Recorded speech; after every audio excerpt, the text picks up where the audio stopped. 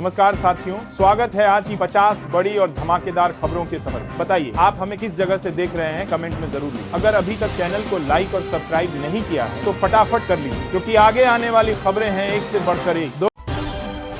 Bhagwanpur toll plaza पर रोजाना 100 से अधिक फर्जी आधार कार्ड पकड़े जा रहे हैं। कुछ कार्ड रिश्तेदारों के नाम पर बने हैं, कुछ में पते बदले गए हैं। टोल शुल्क से बचने के लिए यह फर्जीवाड़ा बड़े स्तर पर हो रहा है। प्रबंधन ने पुलिस प्रशासन को मामले की सूचना दे दी है। कंपनी अब दोषियों के खिलाफ मुकदमा दर्ज कराएगी। इससे टोल कर्मियों और चालकों के बीच विवाद की स्थिति बन रही है। हरिद्वार की ग्रामीण महिलाएं आत्मनिर्भरता की मिसाल पेश कर रही हैं। 25 महिलाएं आलू से चिप्स, नमकीन और पापड़ बना रही हैं। यह कार्य प्रकाश में सहकारिता और ग्रामोत्थान परियोजना के तहत शुरू हुआ। महिलाओं ने ग्रामीण बाइट नाम से अपने उत्पाद बाजार में उतारे हैं। उत्पाद ऑनलाइन और ऑफलाइन दोनों माध्यम से बिक रहे हैं। यह पहल महिला सशक्तिकरण का शानदार उदाहरण बन गई। मुख्यमंत्री योगी आदित्यनाथ ने मनरेगा पर विपक्ष पर निशाना साधा। उन्होंने कहा कि पहले मनरेगा के संसाधनों पर डाका डाला जाता था, अब यह योजना विकसित भारत की आधारशिला बन चुकी है। कांग्रेस की वरिष्ठ नेता सोनिया गांधी को अस्पताल में भर्ती कराया गया। उन्हें नियमित जांच और पुरानी खांसी की समस्या के चलते भर्ती किया गया है। अस्पताल सूत्रों के अनुसार उनकी हालत स्थिर बताई जा रही है। वे चेस्ट फिजिशियन की निगरानी में उपचार करा रही है। प्रदूषण के कारण उन्हें बार बार जांच के लिए आना पड़ता है। परिवार के अनुसार जल्द ही उन्हें छुट्टी मिलने की उम्मीद है। राशन वितरण प्रणाली में जनवरी से बड़ा बदलाव किया गया है। अब सभी पात्र उपभोक्ताओं को प्रति यूनिट 2 किलो गेहूं और 3 किलो चावल मिलेगा। यह व्यवस्था राज्य सरकार के नए निर्देशों के तहत लागू की गई। अधिकारियों ने कहा कि इससे पोषण और संतुलित आहार सुनिश्चित होगा। KYC कराना अब सभी उपभोक्ताओं के लिए अनिवार्य किया गया है। अनियमितता पाए जाने पर सख्त कार्रवाई की जाएगी। रामपुर में आवास विकास परिषद ने 3 अवैध मकानों को ध्वस्त किया। कहा गया कि यह मकान परिषद की जमीन पर अवैध रूप से बने थे। पिछले 4 माह से नोटिस दिए जा रहे थे, लेकिन जवाब नहीं मिला। वहीं प्रभावित परिवारों ने कहा कि जमीन का अधिग्रहण गलत हुआ। उन्होंने वैकल्पिक प्लॉट न मिलने की शिकायत की है। इस कार्रवाई से कई परिवार ठंड के मौसम में बेघर हो गए हैं। हरियाणा की कांग्रेस नेता कुमारी शैलजा ने भ्रष्टाचार पर चिंता जताई। उन्होंने कहा कि 5 साल में भ्रष्टाचार के मामलों में 48% बढ़ोतरी हुई है। राज्य अब भ्रष्टाचार के मामलों में देश में 7वें स्थान पर है। शैलजा ने भाजपा सरकार के जीरो टॉलरेंस के दावे पर सवाल उठाया। उन्होंने राजस्व और पुलिस विभाग में अनियमितताओं का मुद्दा उठाया। कांग्रेस ने दोषियों पर सख्त कार्रवाई और निष्पक्ष जांच की मांग की।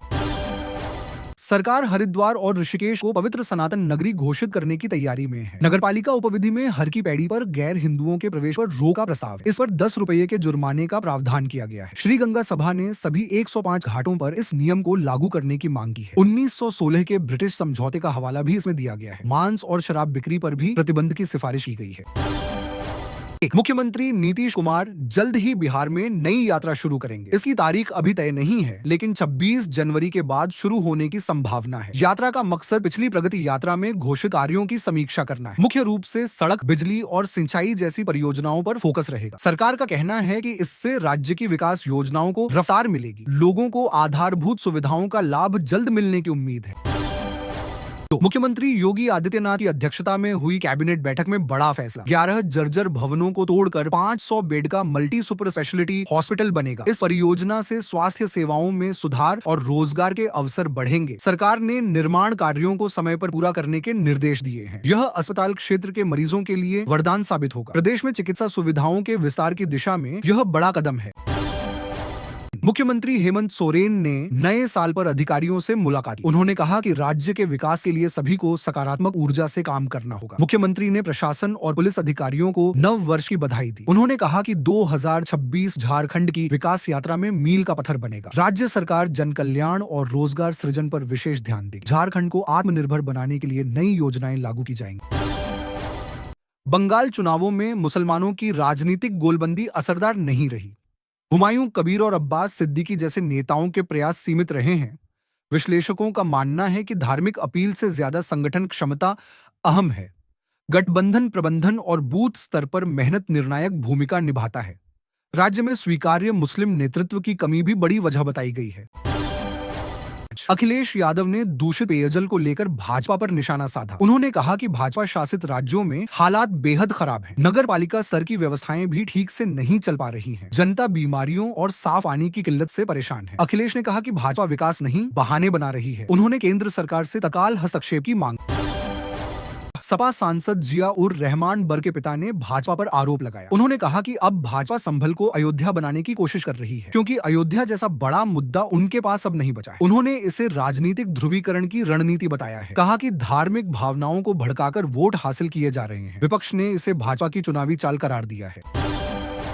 भाजपा नेता नवनीत राणा ने हिंदुओं को 4 बच्चे पैदा करने की अपील की। इस पर AIMIM प्रमुख असदुद्दीन ओवैसी ने पलटवार किया। ओवैसी ने कहा कि 4 नहीं, 4 कोई 8 बच्चे भी पैदा करे तो कौन रोकेगा। उन्होंने राणा के बयान को सामाजिक सौहार्द के खिलाफ बताया। कहा कि भाजपा नेताओं को जनसंख्या नहीं, गरीबी पर बात करनी चाहिए। इस मुद्दे पर सियासत फिर से गर्मा गई है।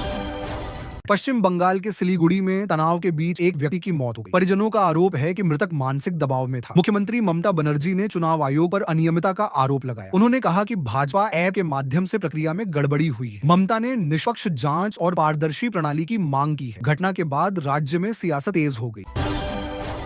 यूपी नोडा सचिव पंकज सिंह ने सौर ऊर्जा के लाभ बताए। उन्होंने PM सूर्य घर और PM कुसुम योजनाओं की जानकारी दी। कहा कि इनसे सस्ती बिजली और रोजगार के अवसर बढ़ेंगे। लखनऊ में सीए और कृषि क्षेत्रों में सोलर पैनल लगाने की पहल चल रही है। इससे बिजली बिल में कमी आएगी और आत्मनिर्भरता बढ़ेगी। सरकार ने 2026 तक हर जिले में सौर योजना लागू करने का लक्ष्य रखा है। पुरातत्व विभाग ने रोहतासगढ़ किले को पर्यटन मानचित्र पर लाने की योजना बनाई। इसके लिए 1.5 करोड़ रुपए की परियोजना स्वीकृत की गई है। इसमें दीवारों की मरम्मत और पार्क निर्माण शामिल है। यात्रियों के लिए पेयजल और ठहरने की सुविधा भी बढ़ाई जाएगी। रोपवे के ध्वस्त होने से निराश लोगों के लिए यह अच्छी खबर है। परियोजना से जिले में पर्यटन और स्थानीय रोजगार दोनों को बढ़ावा मिलेगा। रेलवे ने महिला यात्रियों की सुरक्षा के लिए बड़ा कदम उठाया है। अब महिला कोच में पुरुष यात्रियों पर सख्त कार्रवाई की जाएगी। भोपाल रेल मंडल में इसके लिए एक विशेष टीम बनाई जा रही है। फरवरी से अभियान शुरू होगा और नियम तोड़ने पर जुर्माना लगेगा। यह कार्रवाई महिलाओं की सुरक्षा और सुविधा को ध्यान में रखकर की गई है। सरकार चाहती है कि महिलाएं बिना डर के यात्रा कर सकें। दिल्ली की मुख्यमंत्री रेखा गुप्ता ने युवाओं के लिए नया कार्यक्रम घोषित किया। लंच पे चर्चा कार्यक्रम 11 जनवरी को आयोजित किया जाएगा। इसमें सरकार के 11 महीनों के कामकाज की समीक्षा होगी। युवाओं से समस्याओं और सुझावों पर खुली बातचीत की जाएगी। लोग अपने सुझाव डायरेक्ट मैसेज या कमेंट से भेज सकेंगे। सरकार इसे युवाओं से जुड़ने की नई पहल के रूप में देख रही है। जम्मू में रोहिंग्या और बांग्लादेशी नागरिकों की मौजूदगी पर विरोध तेज हो गया है। सामाजिक और राजनीतिक संगठनों ने इन्हें सुरक्षा के लिए खतरा बताया है। लोगों का आरोप है कि ये फर्जी दस्तावेजों के सहारे रह रहे हैं। इससे कानून व्यवस्था और जनसंख्या संतुलन प्रभावित हो रहा है। प्रदर्शनकारियों ने इन्हें वापस भेजने की मांग की है। सरकार ने मामले की जांच के लिए विशेष टीम गठित की है।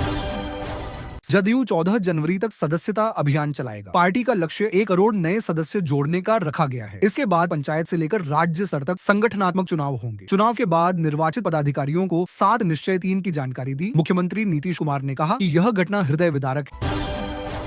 अभिनेता से नेता बने विजय से CBI 12 जनवरी को पूछताछ करेगी। यह मामला पिछले साल हुई भगदड़ से जुड़ा है, जिसमें 41 लोगों की मौत हुई थी। रैली में क्षमता से अधिक भीड़ और सुरक्षा की कमी को कारण बताया गया। CBI यह जांच सुप्रीम कोर्ट के आदेश पर कर रही है। विजय की देर से एंट्री को भी घटना का एक कारण माना गया है। एजेंसी सुरक्षा नियमों की अनदेखी की पूरी जांच करेगी।